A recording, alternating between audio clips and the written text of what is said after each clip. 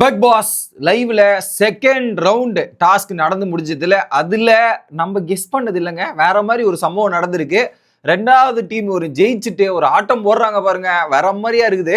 அதுல குறிப்பா இந்த ரவுண்ட்ல போட்ட 3 சாங்குமே எனக்கு ரொம்ப பிடிச்சது. நல்லா வைப் பண்ணேன், எனக்கு நல்லா என்ஜாய்மெண்ட்டும் வேற லெவல் வைப்பா இருந்தது. இதுல கொஞ்சம் கடுப்பானது யாருன்னா கானா வினோத்ல செம கடுப்பாயிட்டாரு, டென்ஷன் ஆயிட்டு சண்டை போடுறாரு ஒரு பக்கம். ஸோ கடைசியில இந்த டாஸ்கை பொறுத்த வரையும் இதுக்கப்புறம் சண்டை நிச்சயம் அப்படின்றது முடிவாயிருச்சு. ஏன்னா ஒரு பக்கம் ட்ரிகர் பண்ண ஆரம்பிச்சிட்டாங்க, ஸோ டிஸ்டர்ப் பண்ண ஆரம்பிச்சிட்டாங்க ஆப்போசிட் டீம்ல. இப்போ நம்ம ப்ரோமோ 3ல பார்த்திருந்தோம், பார்வதி மட்டும் தான் அதை பிளான் போடுறாங்க அப்படின்னு நம்ம நினைச்சல, அதுவே தப்பு. பார்வதி ஆரம்பிச்சு வச்சதே விக்ரமன் டீம், இப்போ 3 டீமே நாங்க பண்ணுவோன்ற மாதிரி முடிவாகி போயிடுச்சு. இதுக்கப்புறம் அடிச்சுக்கிட்டு மாலுங்கடா எவன் ஜெயிச்சாலும் இப்போ 3 பேரும் பண்ணும்போது அதுல எதையுமே நம்ம பார்க்க முடியாது. ஸோ அவனுக்கு அவன் நியாயன்ற மாதிரி விட்டுற வேண்டியது தான். அதுல யார் அடிச்சுக்கிட்டு யார் ஜெயிக்க போறாங்கன்றதையும் பார்ப்போம். இப்போ லைவ்ல ஒரு டீம் ஜெயிச்சிருக்கு, அதோட முழு விவரத்தையும் நடந்த எல்லாத்தையுமே டீட்டெயிலா பார்த்துருவோம். சேனலுக்கு புதுசா இருந்தீங்கன்னா சப்ஸ்கிரைப் பண்ணிருங்க, வீடியோ பார்க்குற அனைவருமே மறக்காம லைக் பண்ணிருங்க மக்களே, அண்ட் ஐப்பும் பண்ணிருங்க. கண்டென்ட்டுக்குள்ள போயிடலாம். ஸோ ஒரு பக்கம் என்ன பண்றாரு விக்ரம்லாம் வந்து தண்ணி டேப்ல இருந்து, இதுல ஒரு பக்கம் சபரி ரொம்ப ஃபாஸ்டா போயிட்டான். இந்த பக்கம் என்ன பண்ணிட்டாங்க சுபிக்ஷா, சபரி தான். சுபிக்ஷா பயங்கர ஸ்லோ, ரொம்ப ரொம்ப ஸ்லோவா பண்ணிட்டு இருந்தாங்க சுபிக்ஷா. ஓகே, இதுல என்ன பண்ணிட்டாங்க எஃப்ஜேவும் இவரும் விக்ரமும் பிளான் பண்ணி வாடா அடுத்தவங்க டீமை போய் டிஸ்டர்ப் பண்ணலாம், டிவியேட் பண்ணலான்ற மாதிரி ஃபர்ஸ்ட் கானா வினோத் மற்றும் பார்வதி அண்ட் ஆதிரியெல்லாம் வச்சு பயங்கரமா டிவியேட் பண்ண ட்ரை பண்றாங்க. அதுல என்ன பண்ணிட்டாங்க, ஒரு பக்கம் செகண்ட்ஸ் கிளாக்க கமருதீன் கவுண்ட் பண்றாரு, சென்ட்ரா வந்து ஆதிரியை நிக்கிறாங்க. அடுத்ததா பாத்தீங்கன்னா ஆதிரியில பார்வதி நிக்கிறாங்க.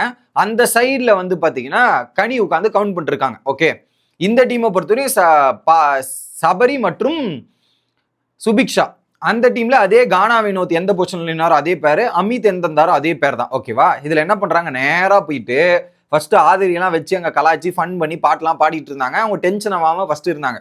கானா வினோத் வரும்போது கானா வினோத் ரியாக்ட் பண்றாரு, ரூல் புக்லயே இல்லையா நீங்க எதுக்கு பண்றீங்க, இதெல்லாம் ரொம்ப தப்புங்க, இந்த மாதிரிலாம் டிஸ்டர்ப் பண்ணக்கூடாது, நியாயமா விளையாடுங்க, இப்பெல்லாம் பேசாதீங்கன்ற மாதிரி கானா வினோத் போங்கன்ற மாதிரி சொன்னாங்க. திவ்யா ரியாக்ட் ஆயிட்டு, ஆனா அவங்க அப்படிதான் பண்ணுவாங்க, நீங்க சைலண்டா இருங்க, நீங்க பேசாதீங்க, நான் அவங்கள டீல் பண்ணிக்கிறேன், நீங்க பேசாதீங்க, சைலண்டா விட்டுருங்க அப்படின்ற ஒரு விஷயத்த ஓப்பனா வந்து திவ்யா அங்க பேசுறாங்க. காண்டாயிட்டு அங்க கத்திட்டாங்க. அப்புறம் விக்ரமும் எஃப்ஜேவும் மாத்தி மாத்தி வந்து இவங்களை பாட்டு பாடி வெறுப்பேத்துறது, பேசி வெறுப்பேத்துறதுன்ற மாதிரி பயங்கரமா வெறுப்பேத்துறாங்க. அதுல ஒரு பாயிண்ட்ல கமருதீனும் கோவம் பண்ணிட்டேன், எதுக்குடா இந்த தேவையில்லாத வேலை பாக்குறீங்க, சும்மா இருக்க முடியாது அவங்களால, எதுக்கு இது, சும்மா கம்முன்னு இருங்கடான்ற மாதிரி சொல்லும் போது உடனே இந்த பாருப்பா ரூல், நாங்க டாஸ்கா பண்றோம்பா, பிக் பாஸ் என்ன சொன்னாரு, சும்மா இருக்காதீங்க, போனாடி சும்மா இருந்தீங்கன்ற மாதிரி பிக் பாஸ் சொன்னார்ல, அதனாலதான் நாங்க கேமை விளையாடுறோம், சும்மா உட்காந்து இன்ட்ரெஸ்டிங்கா இருக்குமா, வந்து டிஸ்டர்ப் பண்றோம், அதெல்லாம் தாண்டி நீ ஏதாவது பண்ணு, கேமை விளையாடு அப்படின்ற மாதிரி அங்க வாக்குவாதம் நடக்குது. ஸோ தொடர்ந்து டிஸ்டர்ப் பண்ணிக்கிட்டே இருக்காங்க விக்ரம் டீம்.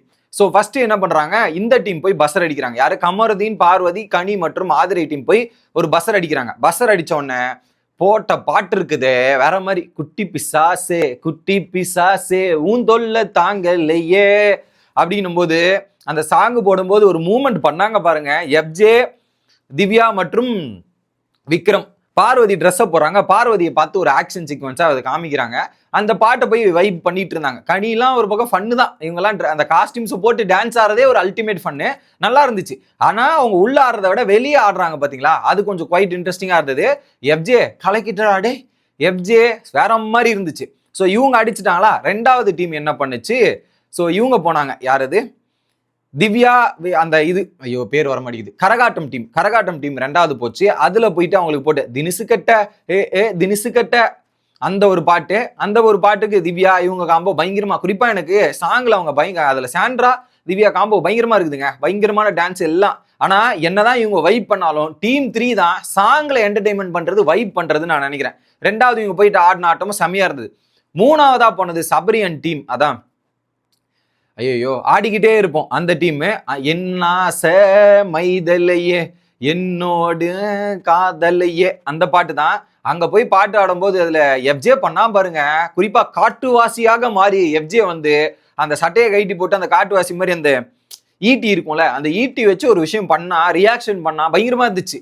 இன்னொரு பக்கம் சபரியோட டான்ஸ் தான் அல்டிமேட்டா, இப்படி கை தூக்குவாரு, இப்படி கை பல்லே பல்லே பல்லே பல்லே பல்லே அப்படின்ற மாதிரி சபரி கை தூக்கிட்டு டான்ஸா இருக்கட்டும். விக்ரம், சுபிக்ஷா இவங்கெல்லாம் பார்க்கும்போது பயங்கர ஃபன்னு. எனக்கு சாங்லயே ரொம்ப என்டர்டைன்மெண்ட் பண்றது என்னன்னா அந்த டீம் 3 தான். டாஸ்க்ல கோட்டையை விட்டுறானுங்க, வெளியே இருந்து வைப் பண்றதையும் சரி, உள்ள போய் ஸ்டேஜ்ல வைப் பண்றதும் சரி, இந்த டீம் கலக்கிட்டாங்க. அதுல குறிப்பா எஃப்ஜே வேற மாதிரி பண்ணிட்டடாடே, வேற மாதிரி எஃப்ஜே கலக்கிட்டான். அது அந்த அளவுக்கு சொல்றேன்னா அது எனக்கு விஷுவல்ஸ் பார்க்கறதுக்கு ரொம்ப என்டர்டெயின்மெண்ட்டாகவும் எங்கேஜிங்காகவும் இருந்தது அப்படின்றத சொல்றேன்.